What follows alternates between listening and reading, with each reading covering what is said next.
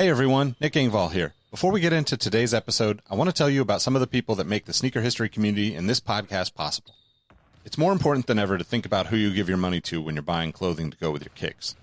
Our friends at Guilty Goods started their brand with a goal of giving back, especially to the communities that make sneaker culture possible. With every purchase from Guilty Goods, at least 10% of the proceeds are donated to organizations like Big Brothers and Big Sisters, the Susan G. Komen Foundation, the Movement for Black Lives, and many more. You can save 30% on your order by using the code HISTORY at guiltygoods.us. Again, that's history at guiltygoods.us for 30% off, and you can feel good about your purchase knowing you're supporting a meaningful cause. Sneakers are all about presentation, and if you're like me, displaying your kicks at home or in the office is just as important as when they're on your feet. Sneaker Throne makes sneaker display cases featuring customizable LED lights, drop-side cases to showcase the entire side of the shoe, not just the heel or the toe, the whole shoe. They've also got display cases for trading card collectors and hat collectors. To me, it's the perfect way to display your collection. You can save at least 10% on your Sneaker Throne order by using the code HISTORY at sneakerthrone.com. That's history at sneakerthrone.com. If you're a Patreon supporter or a member of our Discord community, you already know about Kicks with V hot sauce and his small batch, locally sourced hot sauce. V has been one of the biggest supporters of sneaker history and the podcast since the early days. He's currently the defending champion in our community trivia nights competition. Kicks with V hot sauce has been a huge hit with the community. You can save 10% on your order by using the code SneakerHistory10 at kickswithvhots.com. That's SneakerHistory10 at kickswithvhots.com. Now, you're probably here because you like sneakers, and if you join the Discord, you know our community is about so much more than that. Whether it's the marathon-like community calls, trivia night debates, the in-person meetups, or just sharing our favorite experiences, we found that although we have such different backgrounds, we all have some unexpected shared passions. Not only does the entire community look out for each other when it comes to releases, we're like a support group for life in general. You can join the Discord community for free by heading to the show notes of this episode. After you're done listening to this episode, tell someone you like their kicks today. You never know how far a simple compliment can take you, and we all know how good it feels to have someone show their appreciation. Now let's get into today's episode.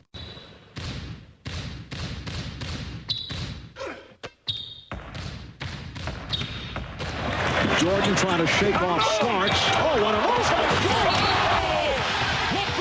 James with no regard for human life. Final seconds. Bryant for the win. Iverson against Gill. The crowd on its feet. Allen for the win. Welcome to the Sneaker History Podcast. What up, what up? Welcome back to the Sneaker History Podcast. We're going to roll a two-man show tonight. Me and Mike Guillory to talk some kicks. We're going to get into some of this crazy Virgil Abloh stuff. I don't even know if this is a good idea or not, but what's good, Mike? How you been, man?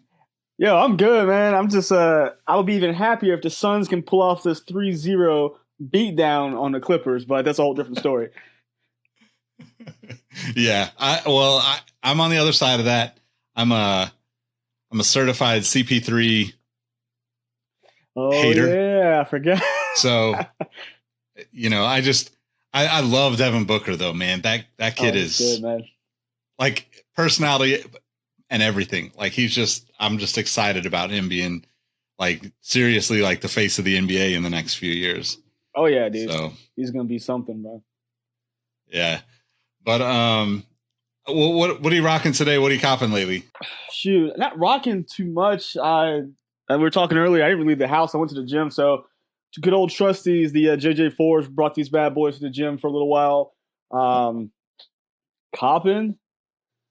I'm just very happy. I don't really tell Nike thank you for anything too much, so I will give them one. I appreciate them for putting a draw and a release date on the South Beach LeBron 8s because resale prices dropped more than half. So they're like $250 now on resale already, and that's before they've come out. So hopefully I can get a pair of South Beaches. That's literally another grail in the LeBron collection to go with the Miami Knights. Yep, definitely. I mean, I'm honestly like surprised they didn't just produce so many of those just because who's not going to want that shoe? If you were into sneakers at all at that time, actually, you didn't even have to be into sneakers at that time to like see that shoe and want it. The Miami Knights one is a little bit different. You had to be a fan to know about that shoe comparatively to the South Beaches. The South Beaches were like, they were everywhere. They were a moment in time, man. Yeah, and it's just so they're just so dope too. I mean, I don't know that I would wear them very frequently just because it's not, I don't know. There's something about it where I'm just like, it's probably not going to put that shoe on, but I would love to have a pair. And who knows, maybe I would wear it more often if I did, but I don't know. The LeBron 8 to me is still so just comfortable as a casual shoe that, all that cushioning, you're just like, this is like riding in a Cadillac or something. 100%. It's like clouds. I'm like, oh man, this basketball shoe should be clunky, but I'm just going about my way. Yep. So I didn't actually leave the house, but the shoe that's by the front door right now, I actually just posted on my Instagram. I wore it a couple weeks back and talked about it on the podcast, was the Answer 4, like the steel and flat gray, some sort of red. It's kind of like it's almost like an infrared colorway, right? And it's just like one of my favorites. I don't really get into, especially with the Answer 4, I don't like colorways that aren't original. Yeah. Like with not even like, I'm not like a big fan of even some of the Iverson Classics and some of the PEs that have been out. Mm-hmm. I mean, obviously I'd love to have the Kobe PE. I've got a bunch of the other, black and whites, white and black, white and red, that kind of stuff. I've got the, the original like Navy stuff that was, kind of Georgetown inspired. But that particular shoe dropped in like 2013. I'll throw a picture up for people that are watching on YouTube. But I'm surprised that it aged so well, because the shoes that are in that era were not all that great, in my opinion, in terms of quality. Like the new Answer 4s are awesome. But that's what I've been rocking. As far as copping, man, I'm really hoping, by the time this episode comes out, I will have either done it or not, but I'm really hoping that I can get a pair of these Magnus Walker Dunks. Man. Crossing my fingers. I don't have it in reach. Maybe I do. It's such a good shoe. For the fans here that are watching on YouTube, this is his car. It sits on my desk. So you deserve it, man. That's exactly why I want it. But yeah. So I'm a big Porsche fan. You know that the upper fades away to like the gold, whatever the original color of the car is underneath. Like it's crazy, man. They a lot of detail. I'm hoping it sits, man. I hope in the sense of sitting now, because it's a Dunk High. So fingers crossed, man. I hope you can get them. Yeah. It's actually crazy. I met him years ago at a Porsche event in Monterey at Laguna Seca Raceway, and actually got pictures of him holding. I can't remember if he's holding my nephew or like talking to my nephew or something. But yeah, he's such a nice dude. So not only do I just love the shoe and love his whole story, he's just a good dude, somebody I'd want to support and actually buy the shoe anyway. So, but yeah, that's it for Rockin' and Coppin'. But we don't have any reviews. If you are listening to the podcast and haven't left us a review, head over to iTunes or Amazon, Audible. There's many places where you can leave us a review. It would be super helpful if you could do that, because it's really the only way that we can kind of grow the podcast and continue to get to a bigger audience, and hopefully eventually have this podcast, kind of kick back some goodies for us in the long run. But we'll get there. We'll be here either way, unfortunately or fortunately. I don't know how I should say that, but depends on how much you like us. Yeah, exactly. But for today's show, we wanted to talk about Virgil Abloh. Today, as we're recording this, is Thursday, and the Louis Vuitton Air Force Ones were unveiled, and I just don't even know what to say. I have so many random thoughts about it, but at the same time, I just don't want to talk about it at all or acknowledge it, because first and foremost, it looks like a straight ripoff of the bootlegs that Dapper Dan used to make in the 80s and 90s. And I feel like that's one, I just feel like there shouldn't be that. Like, I I'm not a person that's going to go buy a Louis Vuitton any shoe collaboration. Same.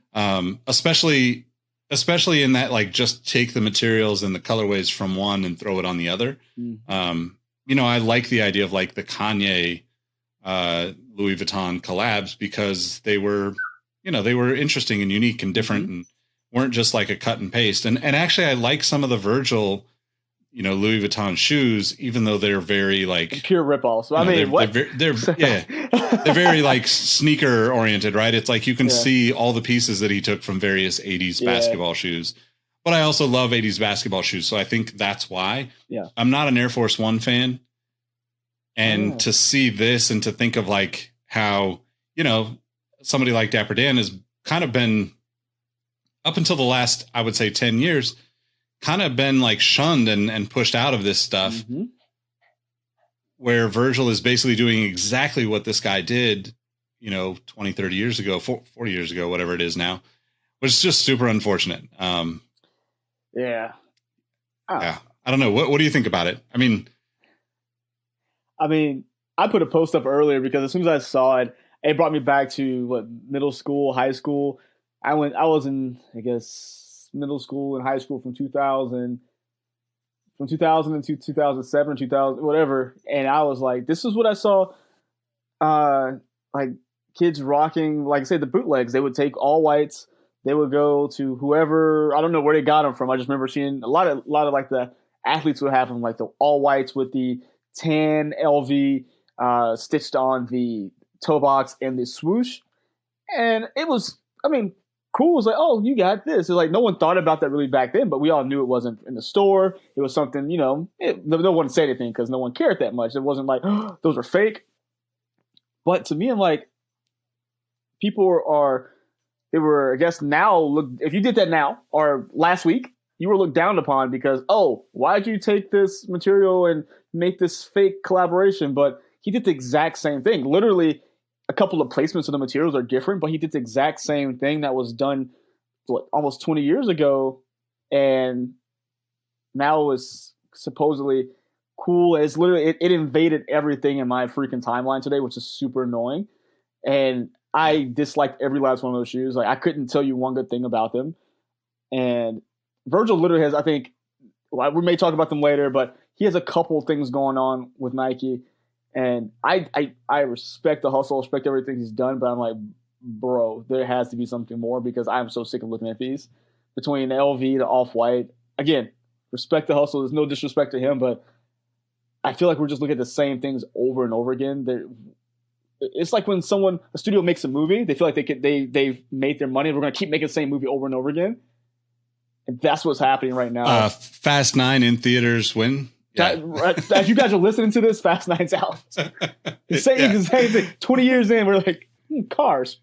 You got me. Here's which $20. Sucks because I'm one of those suckers that actually will go see Fast 9, unfortunately. You got me.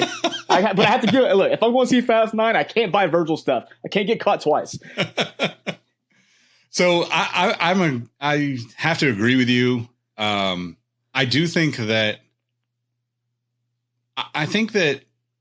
you know, if there is a positive to look at in this, I'm kind of looking at it as if this is like testing, this is like pushing the envelope so far to see just how far people will go with this kind of aesthetic, right? And, you know, to bring up one of the other shoes, right? He's got the Jordan 2 coming out. A couple colorways I've seen. Yeah. You know, it's a crumbled midsole that's been like you know, he's basically mimicking the crumbled midsole with a clear translucent midsole. And, you know, neither of these, they all have the same elements, right? They have the, you know, Virgil quotation marks, the laces, shoelaces, whatever, the air on the midsole, the kind of unfinished hemlines on the tongue. Yeah. You know, very much like the exaggerated stitching around the swooshes, like the exaggerated stitching around the tongue labels, all that kind of stuff. And I think that stuff is interesting. None of Virgil's Off-White stuff is for me as a consumer. Yeah. Like it's just not. Honestly, like if I were to buy something that Virgil has done, it would be probably maybe some of the weird apparel that he's experimented with, because I think that stuff is kind of cool. And I could potentially see some of those like early, the Presto, the Air Max 97 that were kind of like the low key versions of that first 10. Yeah. But in general, like it's not something that I saw and was like, damn, I got to have that. Right. Mm-hmm. And I again, going back to like the Louis Vuitton stuff, I actually like the Louis Vuitton Virgil stuff better than most of the other stuff he's done. But it's just because it's 80s basketball to me. Right. Yeah. It's like, clean, it's bulky, all these, it's all that style that I was like, okay, well, I like this when I was a kid and I still kind of like it now. And I could totally see wearing it and just beating them up, and they'd end up looking really cool aged to me. But that said, I think that like people have to be getting tired of this like simple approach, right? It's been dragging on for so long in a sense, and not in like time, because it's crazy to think that it's only been 4 years since he did his first collab with Nike. Yeah. Maybe 5 years if you count the working on those shoes. Yeah. But because it's been so much, it seems nonstop for those 4 years. It seems like we haven't gone up more than a month without a Virgil release of some kind that was like on the internet, filled up the social media timelines. Mm-hmm. And I think that is this is kind of an interesting test to that theory of like, when will people stop fucking with this, right? When will people stop caring about Virgil's name or an Off-White branding on, the Jordan 2 or an Air Force 1? Because at some point you're going to find it, right? It's just like those movies you're talking about. You don't know if it's Fast 9 or Fast 10 or Fast 22, but one of those movies is going to be the biggest tank of all time, and you're going to lose a ton of money, and then you're done. Like the brands, the big business doesn't want to mess with you. Mm-hmm. The other thing that I was actually talking to another friend about recently, I think that, Virgil has kind of become like a crutch for Nike, right? Yeah. Collaborations in a sense too, because if they do this Air Jordan 2 or this Air Force 1 and it doesn't do as well as they think, right? Because imagine these Air Force 1s have got to cost $1,000, $2,000 if they're going to be Louis Vuitton prices, right? Yeah. So, and you could look to the Supreme Louis Vuitton stuff a few years back to see like kind of what the prices would be. Yeah. And you're testing the limits of what like your sneaker consumer will spend, right? A sneaker consumer is not a luxury, consumer, right? That's a completely different market. And yeah, Dior's are definitely like the gateway of like, okay, let's actually try this on a mainstream level, right? Mm-hmm. And I think that generally speaking, most people were disappointed in the Dior's, but they look good enough to where like, okay, I could see wearing them or wanting a pair, right? Yeah. But like the creative aspect of the Dior's was definitely lacking. Oh, 100%. And I think we're getting to that point with Virgil stuff that if, like why else would you create a pre-crumbled midsole other than to just test to see if people are actually going to buy it, right? Like, how far can I go? And like, why would you partner with like the Louis Vuitton Nike partnership doesn't make sense in very many worlds.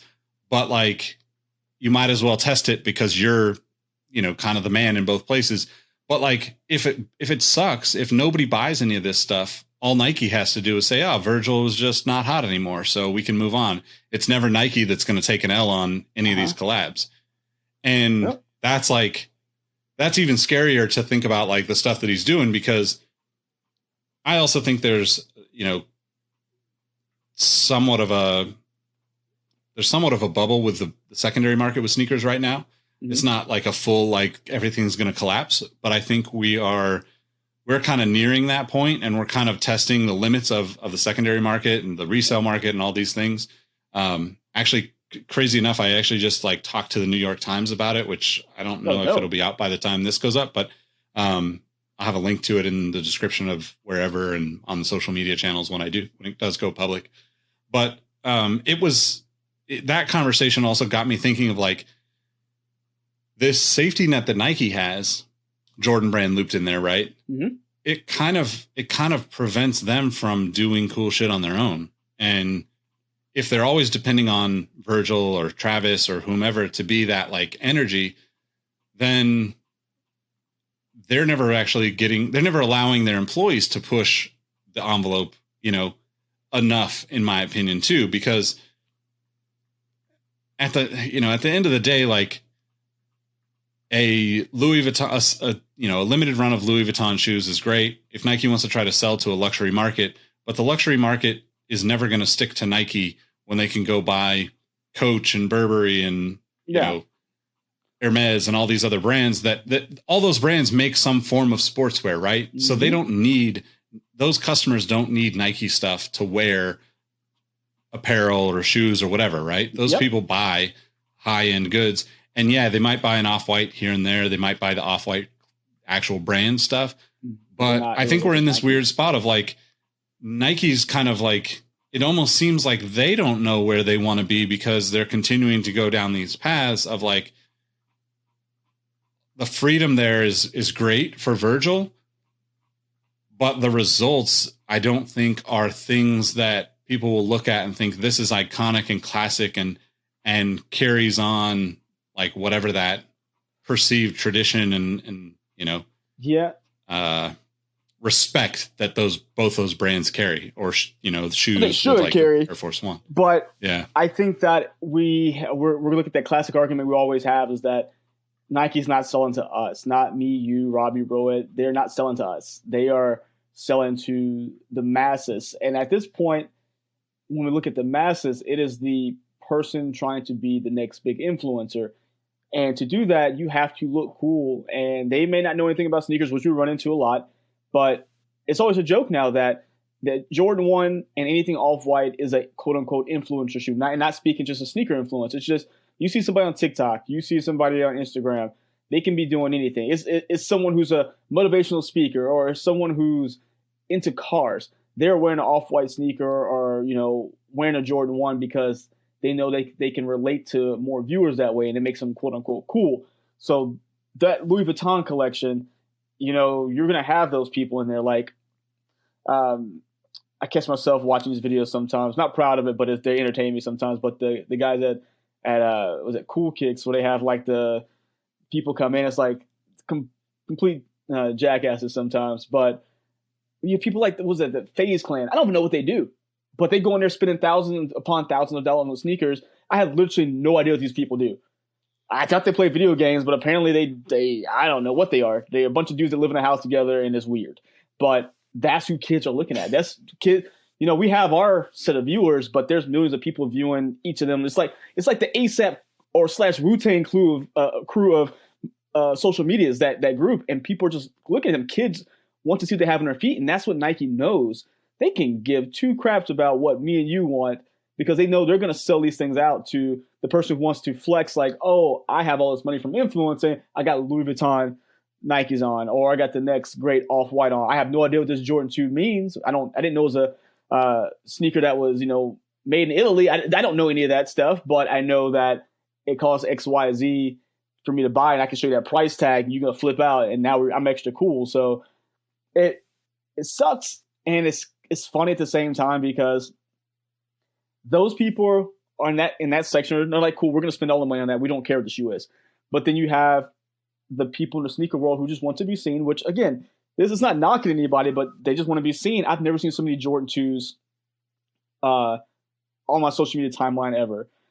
Only person I will give a shout out to who wears Jordan 2s on a daily is Sean from the Sneaker Podcast, one of our Canada boys. He had wings, or was it two Tuesdays? He's the only person I've seen consistently wearing 2s. And all these other people are breaking out 2s. Their soles cracking because they just had them sitting there just to say they had them.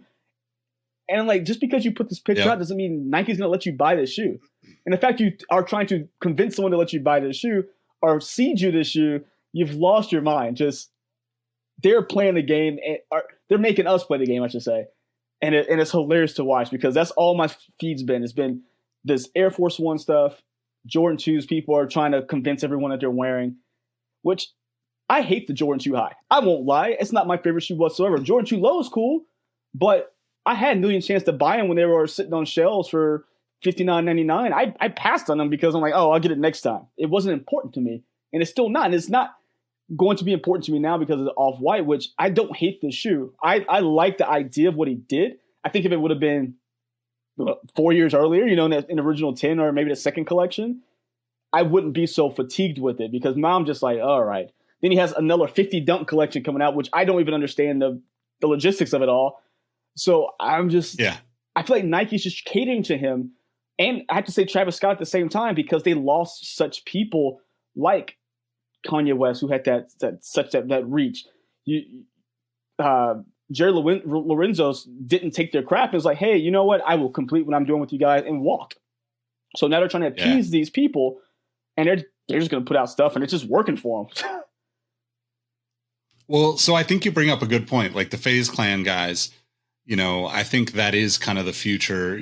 I look at those guys and all these kind of hype houses, influencer groups, I guess that's what whatever they're doing, right?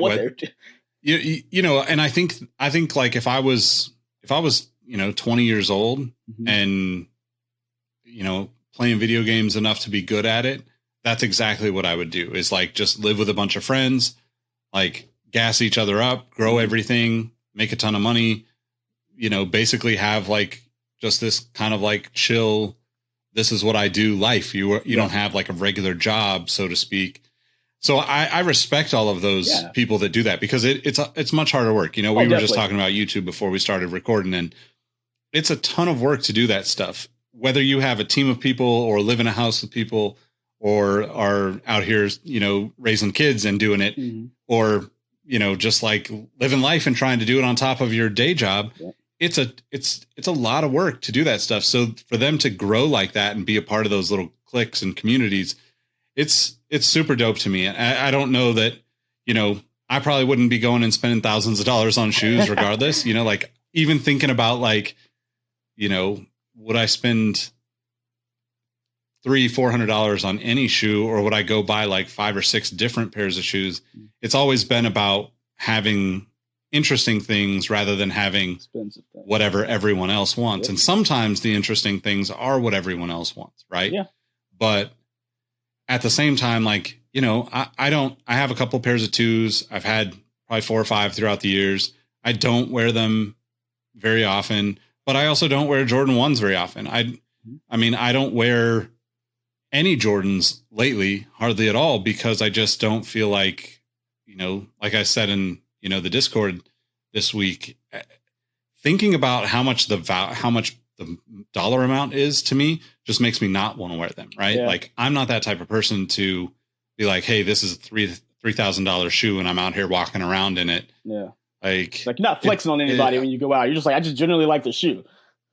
Yeah. Like I'd rather have you like see me wearing a weird pair of Chucks or a unique pair of Sauconys or a color that you've never seen on a New Balance, any of the Reebok stuff that's like, I mean, Reebok is even like getting almost too popular for me at this point with like the way that everything sells out. Yeah.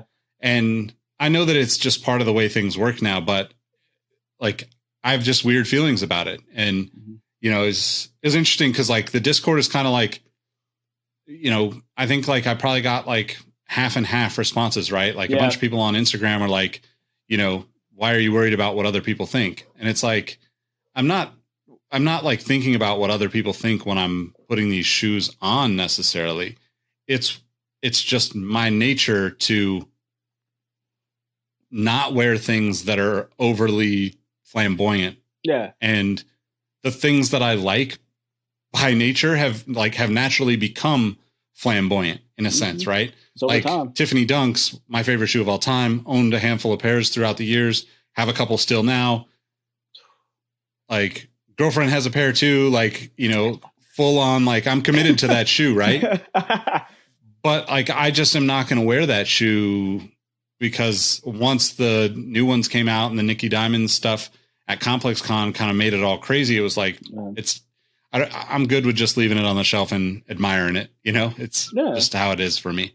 I understand that though, because back in 2011, beginning of 2012, I felt weird, even though it didn't have that same mystique as like a Tiffany Dunk. I felt weird wearing my Concord 11s out because it was such a a thing to, oh, you got the Concord 11. Like people, I was in IKEA, people walk around like this at my feet. I'm like, all right. I literally sold them because like I just can't deal with this anymore. And it's just, and it's not like, ooh, I have this, you don't have it. I just felt, I'm the same way as you. It's like, I just kind of felt like weird. And like, I don't like that I have such a coveted thing on my feet that I don't want to give anybody the wrong idea. I don't want to give anybody, no one trying anything. It wasn't worth it to me. So like you, I'm not going to go buy the extravagant thing. I'd rather have more interesting things. And that's how I typically buy my sneakers. So now I definitely get that. And I just think that all these off-white items are going to be like the, ooh, look at me shoe, which again, everyone's different. I'm okay with that.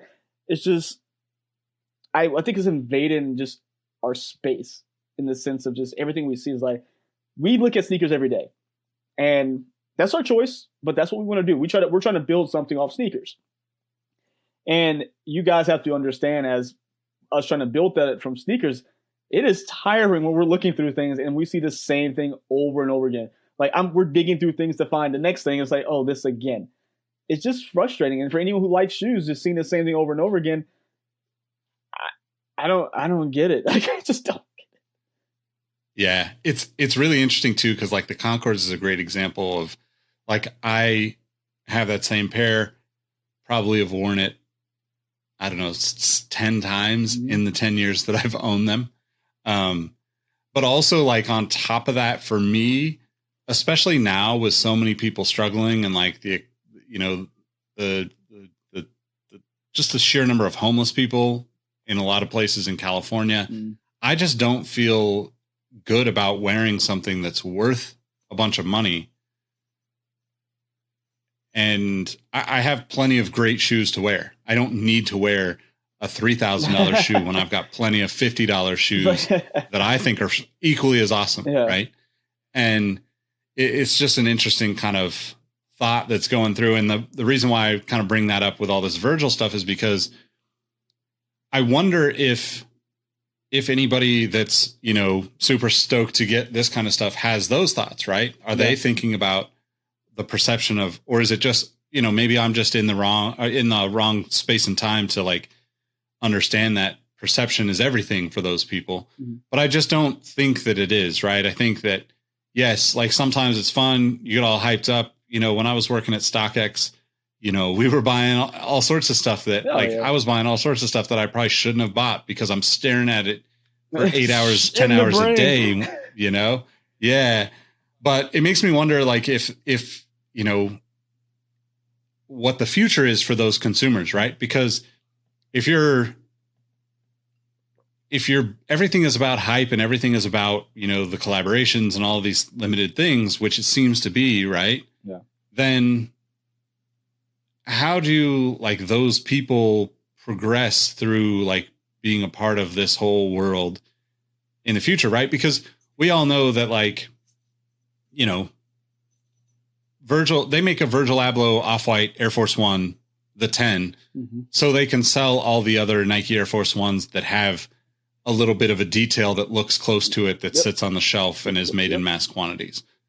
But with so many people just attached to these, grails is not the right answer, but like just super hyped shoes, I don't really know that the future of that model is a long-term play, right? Because you're already seeing like, hey, people are going and looking at way more shoes. People are buying way more diverse shoes than they ever have, in my opinion. You just saw like, New Balance is selling out today. Kasich selling out today. Like stuff not with collabs with like, nothing against the people that drop stuff today, but like there was no like Ronnie Feig drop today. There was no ALD.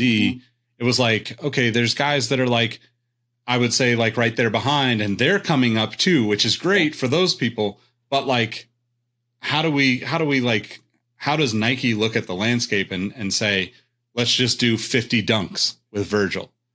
Is it like just this gambling thing? We've got people addicted. They will chase all 50, or is there actually some sort of logic to it behind that, but beyond that? I've heard, no one knows if it's true. I think there's a lot of speculation.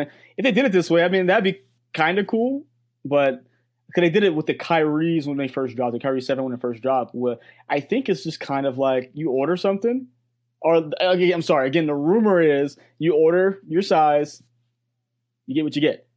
And of course, you know how they do it. They build hype around something. It's literally like trading cards. It's like Pokemon cards. We'll use Pokemon cards, for example. Here's all these basic cards. Number 50 is the Charizard of the pack because it's the only black one of the group. Everything else is just a white shoe with a different lace color or different little, I don't know, the extra string across the top color. But you have that one at the end that's black and silver, and that's going to be the one that's going to be the $10,000 shoe. And I would love to say I'm exaggerating, but I can guarantee that shoe's going to be like 10 grand if it releases that way, or it's going to be like a friends and family exclusive, because that's the only way I can think of them releasing, unless they're doing every, like, once a week they're releasing 5 shoes for like 10 weeks. I don't know, but there's a lot of ways to do it.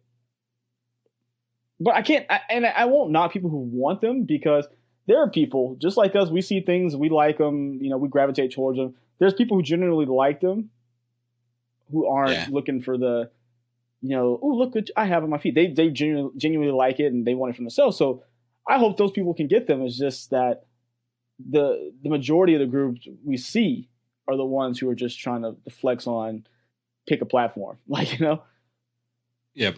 The blind box thing is really interesting, right? Because that's always existed with, obviously trading cards, like you said. I mean, a bunch of these collectible toys that I have came from blind boxes. Like that whole world of vinyl figures is a ton of that. That's insane too. But the thing is with sneakers, it's something you're supposed to wear, right? It's different than trading cards or at this point, display piece or and that's what makes me wonder, like, if you've got to open it to see what you've got, then you're taking away the StockX opportunity, right? Yep. Like, I mean, I don't think you can sell, I think of like, there was Daniel Arsham Adidas that were in sealed boxes. The Paranorman foam posits were in sealed boxes. The Jordan 9 baseball There's been a bunch gloves. You can get Jordan 9 baseball gloves, right? There's been a bunch of those where, like, and it's funny too, the Jordan 9 baseball gloves, I actually want a pair of those because I'm a fan. Yeah. That's like, my first pair of Jordans. I'm a huge baseball fan. By the way, if you're a baseball fan and you don't know that the Giants are, 3 games ahead of the rest of the league right now, you should definitely know that. So I'm going to just tell you. But then, like I was thinking about those Kyries too, because I got early access to those on Nike when they came out. And because I didn't know what I was going to get, I just didn't buy them. That's a Kyrie. I don't. If it was off, not you, but with Off-White, people are going to take that chance. Kyrie, like, man, I can get a Kyrie sneaker anytime. But you slap an Off-White or Virgil on there, they're like, I'm going to take whatever I can get. Yeah, maybe so. That's a good point. I mean, I don't know that I would. I mean, no. the thing about it is, like, I'm going to circle this back to, like, I actually think that Nike and Virgil are like testing everything to see just how far people will go, right? Yeah, they are. Because 50 pairs of a shoe, 50 different colorways of a shoe, and you don't know which one you're going to get. If there's anything that's going to just get people pissed off and say, fuck it, I'm out, and I don't want any more Virgil stuff, it's going to be that. Or it's going to be a clear translucent crumbled midsole Jordan 2. All these things that, like, the average consumer, the average sneakerhead is just like, what the hell? Oh, yeah. If I ended up getting early access to that Off-White Dunk, I won't lie, I would buy it, and out of pure, like, disdain, I would probably sell it immediately so I can fund some other things for the channel and for, like, what we do, because that's literally just a meal ticket to free money. And I'm not like the person say, oh, I'm going to buy them up to resale, but I know, like, when you just know something is going to just pop, and it's like, if you're going to just dangle a carrot in front of me like I'm an idiot, I'm going to make you look like an idiot.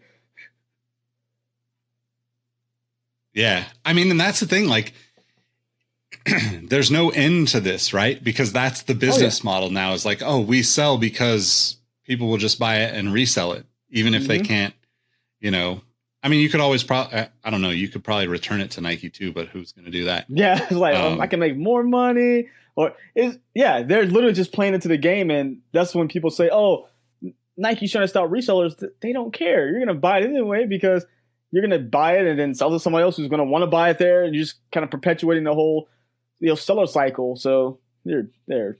No one cares. Yeah, man. I feel like incredibly old with all of this stuff coming out in a sense, because I'm just like, this is just not for me anymore. But at the same time, I'm also just thinking like there's plenty of stuff in sneakers. There always has been plenty of stuff in sneakers that was not for me. And I'm cool to just stay in my lane and watch all that stuff pass by. Right. I just want to see how it happens, because I feel like this is going to be just a cluster, because something's going to go wrong. I don't know what's going to happen. They're going to end up saying, oh, we're actually only releasing one variation. The rest are just friends and family, or the rest are just samples. And take everybody. Something's going to happen. And I mean, Nike's never going to lose, like you said. No matter what, Nike's not going to lose. But I don't know, man. We'll see. I'm really interested because there's no release date on any of those items, right? I haven't seen anything on any of them yet. Yeah. And I think it's really interesting too, because I feel like I feel weird posting it to the Sneaker History channel or the Sneaker History Instagram, because I know most of the people that are following the account don't care about that stuff. Mm-hmm. But it is always a talking point. Oh, yeah. And I'm genuinely curious about like how people respond to it. Especially because I think as you get older, you are just more selective, right? Yeah. Whether it's you've got, mortgage or bills or kids or college or whatever it is, right? You just start to be more selective about what you purchase. Yep. And I was actually kind of surprised because there was a couple of people that were like, yeah, I actually like these. So, I don't know, like